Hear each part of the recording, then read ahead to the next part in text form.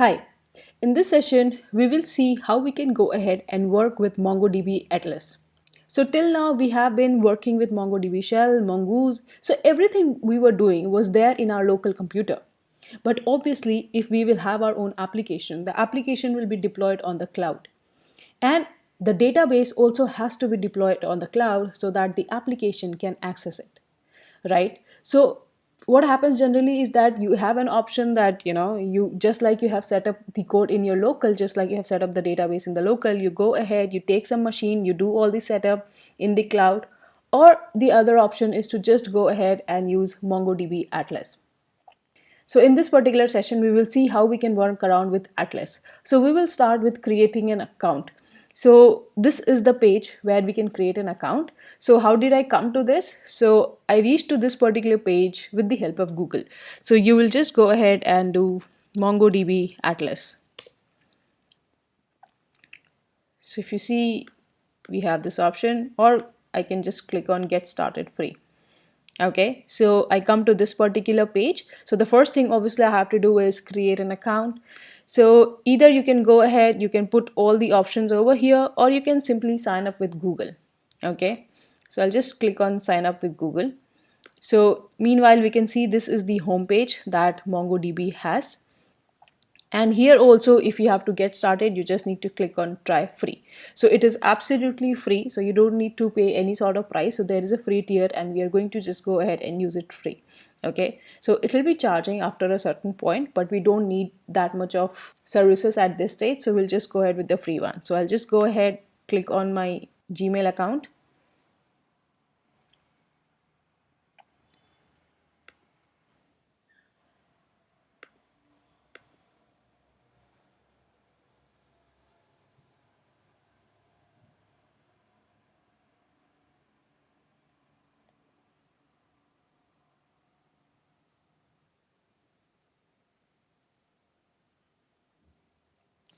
So after you have successfully signed up or you have successfully logged in, the next thing you'll have to do is put in your organization name and put in your project name.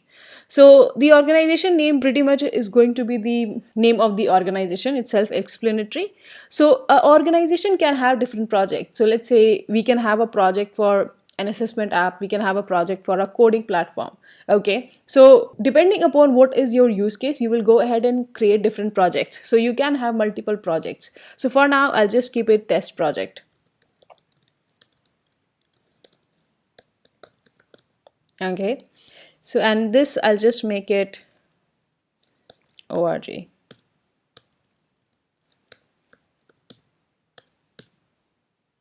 Okay, so now this is not that important, it is just use asking what's my preferred language. They will use this to customize code samples and content which they share with me.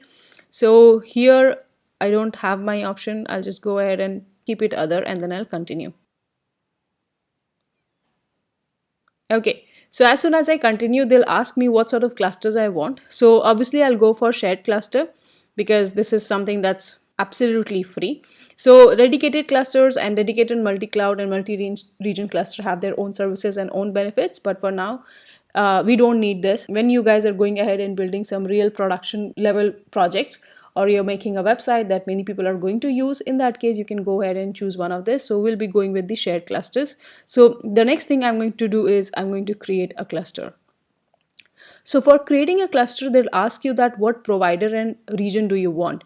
So I'm going to go ahead with AWS, and you guys can go ahead and explore Google Cloud or Azure as well. So I'll go ahead and I'll use AWS, and in this I'll go ahead and I'll choose the Mumbai region. So if you see there are different regions that's out there, since we are sitting in India, we'll go ahead and use Mumbai region. And now these are some of the things that's out there. What's the cluster tier? You are getting 512 MB storage. The CPU is shared. Price is free. If you see, as soon as you increase the storage, you will have to give some price, so I don't want that as of now. So if you see here, you can make 500 max connections, you can have 100 max databases, you can have 500 max collections. So this is pretty much a lot for me as of now if I'm making a test project. And I have to give a cluster name as well. So it's written cluster 0, so let me make it cluster test. Okay, Now I'll go ahead and I'll create the cluster. So this cluster creation will take some time. Okay. uh, yeah, so these are few things that we'll be doing as we go ahead. So right now we are just building our first cluster. So while this cluster is getting created, may you make sure that you pause this video and you go ahead and you create your own account in MongoDB Atlas. After you have created the account, you go ahead and write the organization name, project name, and then you go ahead and create the cluster. And I think after you guys have just clicked on creating the cluster, you guys will also reach out over here. And after your cluster is created, make sure then you come back and see how we are doing the next steps. After this also, there isn't much that we have to do. It's really easy. So make sure you pause the video, you go ahead, you set up your cluster, and you come back. So now, as you guys can see, my cluster is created. I hope your cluster is created as well. Okay, so the next thing we are going to do is that we are going to just go ahead and create a connection. So obviously, if we are building any sort of application, so my backend has to talk to this particular database, right? So how do we go ahead and create a connection between my application and this particular database? We are going to see that.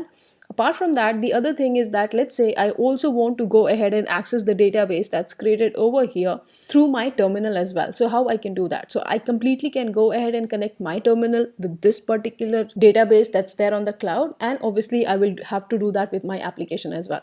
So for that, I'll have to go ahead and click on connect. So let's see what are the settings we have over here. So we have majorly two things: adding a connection IP address and creating a database user. So why do we add a connection IP address? So the reason being that we have this database, okay? So we just want to allow certain IPs to go ahead and be able to access this particular database. So we actually have an option that if we want to allow access from anywhere. So if I go ahead and do allow access from anywhere, so in this case, anyone can just go ahead and they can access this particular database if they have the database URL or the database endpoint. Okay, so if they have it and they know how to make a connection, they can make a connection. But obviously this is not very secure, right? So the other option I have is that add your current IP address. So I just go ahead and if I click on add your current IP address, it will automatically detect my IP address and I can simply go ahead and add the IP address. Now, let's say if there are multiple developers who are working and who want to connect with this, and let's say you will have your machine, right? And let's say you will have your backend application deployed in some machine and you want to allow that machine as well, right? So in that case, you can just go ahead, add a different IP address, and you can actually have a multiple IP address as well. You can add multiple IP addresses. So for now, what I'm going to do, I'll just go ahead and I'll be like allow access from anywhere, and I'll add the allied IP address. Okay, for you guys, I would suggest go ahead and do add my own IP address. So as soon as you click on add my own IP address, you will get your IP, and you just like I clicked on add IP address, you have to do the same thing. And as you can see over here, you can go ahead and you can add more and more IP addresses as well. Okay, so if you see, as soon as I clicked on this one, I got this particular page, and as I click on add IP address, I can add more addresses over here. So if multiple people are working and multiple people want to access it from their laptop, and multiple people want to access on their machine, or if we have our apps deployed on different machines and we want to allow different machines, I can simply put the IP address over here.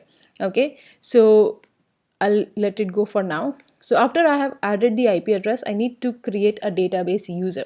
So we will be using this credential for accessing the database. So one is the credential that you use to create an account. That is a different thing. Okay, here we are creating the database user. Okay, and we will be using this database user and database password at a lot of the places while connections. So make sure whatever you have credentials over here, you remember that really well. Okay. Okay, so let's say I just make it admin. And if you see, the first user will have at least admin permissions for this project. So whenever you have a database, so there might be different kind of permissions that's out there. So admin, let's say, will have different permissions and be able to add another user, or maybe able to change the IP address. Whereas there might be some users who cannot have these many privileges. They will just be able to maybe read the data, write the data. So the first one is going to have the admin access. So if you go ahead and you see what are the different permissions an admin can have. So if you go ahead and you read about this in detail, you will just go ahead and understand what are different users, what are the different privileges a user can have. So make sure you read this document as well. Okay, you can just click on this and you can read the document. For now, let's say I just create admin and I put some password as well. So let's say I make it very simple, admin password. Okay, and now I create the database user. Okay, so as you see, it's written over here, you'll need your MongoDB user's credentials in the next step. Okay, so make sure whatever database user you have created, you have saved that properly. Now I'll choose a connection method. So I have different connection methods. I have connect with Mongo shell and connect your application. So this connect your application will be my node application that I have created. And let me tell you, everything that we are doing, we were using insert, we were using find, we were using update, delete, all of that we can use. It's just that earlier, whatever changes we were doing, that were happening in my local database, and now whatever changes I'll be doing, that will be happening in my cloud database. Okay, so first let's just quickly connect with Mongo shell. So I'll click on this. So I have already installed the Mongo shell, so it's just giving me an option to install, so I have already installed it. So this is the thing that's out here. So here is the string using which I can just go ahead and create the connection between the command line and this particular database. Okay, so I'll just click this. So if you see in this, it's written Mongo. Okay, and then this is the URL. So if you see earlier what we did, we just used Mongo to make the connection between the database server, MongoDB server, that was running in my local computer. Now I'm using Mongo to create a connection between the cloud database and my command line. So I'm just doing Mongo and I'm giving the URL along with the credentials as well. So if you say it's username admin, so now this is the URL and this is the database. So I'll just keep it my first database only, or I can keep it cars as well, because we have worked around the cars database and we are quite comfortable with it. So let me just go to the terminal. So I'll just copy paste this, and before I hit enter, I'll just make it cars. Okay,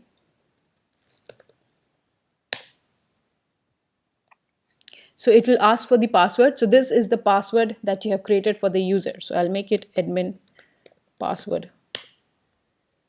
So it is connecting, and if you see, it is connected successfully. So now here I can use the same commands. It's just that whatever commands I'm going to use, that will make changes in my cloud. So if I do, let's say, show DBS. So right now I don't have any database. So even though there is a car database, but since the cars is not having any sort of collections, any sort of document inserted, so right now I'm not able to see that when I'm doing show DBS. So let me do one thing. I can see that here I don't have any database as of now. Let me go to the terminal. I'll close this for now. Okay, and I've saved the password. If you guys want to save, you can save it as well. Now here, let's say if I go to collections, if I have to see all my collections and all my database, I'll click on the collections over here. So it is retrieving list of databases and collections. So right now my database is 0, collection 0. So let me go ahead, do a minor insertion over here, and let's see if my database changes that I'm doing here is getting reflected here as well. Okay, now let me go ahead and add a collection and insert a document in that particular collection. So I'll simply do use cars. Okay, and then I'll do db dot car details dot insert many, and I'll just have an array of objects. So let's say the first one will have the brand as Audi, and the year will be, let's say, 2020, and the second one will have, okay, I've misspelled this brand. I'll go back. Now I'll just put in again the other JSON. So it will be, let's say, brand Honda, year 2021. I hope I have put in all the details properly. Let me hit enter. So now if you see acknowledged true, inserted ID, so I got 2 of the objects, or 2 of the basically documents that got inserted. So now if I do show DBs, so I can see this cars. Let me do show collections, I can see car details. Let's see if the same is reflected in the cloud as well or not. Okay, let me refresh this.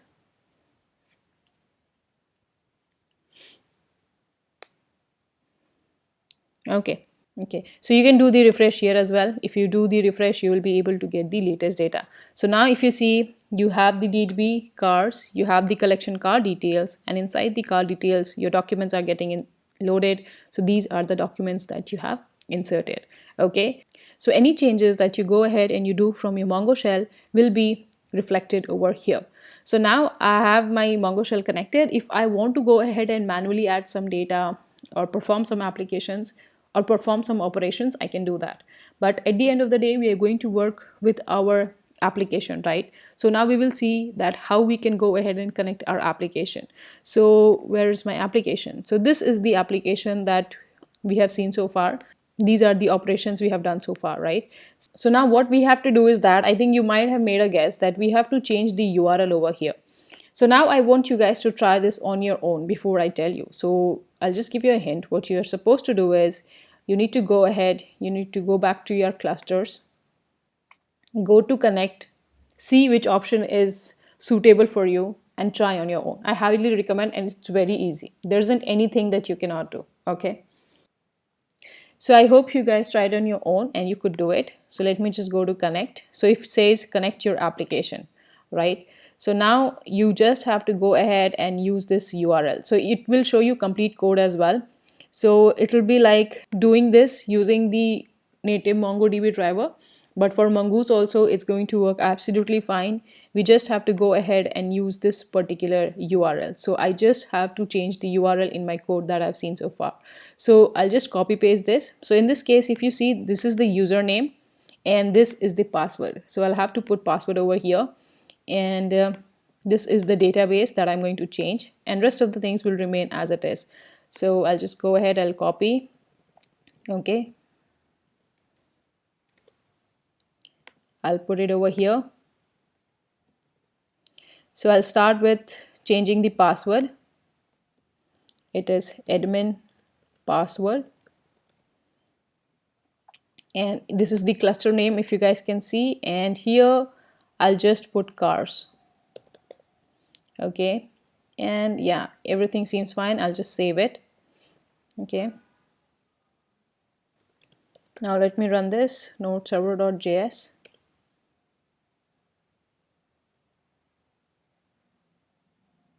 Okay, so here right now I'm not doing any operation, so there are multiple operations, but I've just commented it. So here my connection is successful. I hope the connection is successful. Yeah, the connection is successful, and we have certain other logs as well. So now next what I'm going to do is, let's say I have these two documents that I want to insert.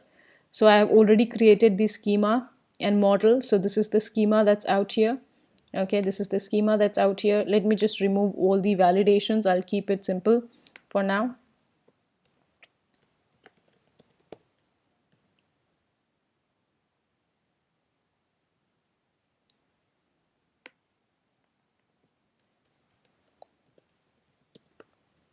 Okay, yeah, so we have the schema, we have the model, and we are just going to go ahead and do insert many.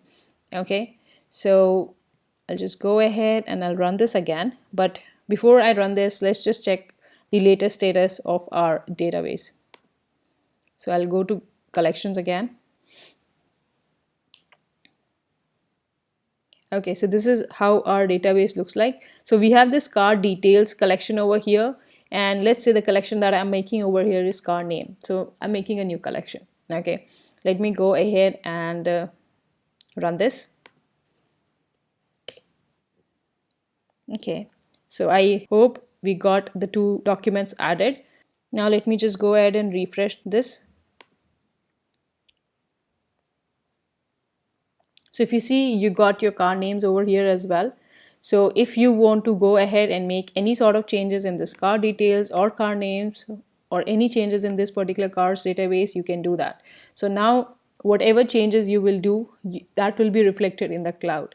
So if you go ahead and you deploy this application anywhere in the cloud, you can go ahead and use this database freely. So if you want to store data of your user, you want to store any of that data, you can now go ahead and do that very easily. Okay, so make sure you play around with this a bit more. You just try all the operations that we have seen so far. We saw this update, we saw this delete many, we have seen a lot of it, right? So try all of this, just play around, just have some fun with your database, and then you can just go ahead and use this in any project or any website that you can go ahead and you can build. Okay.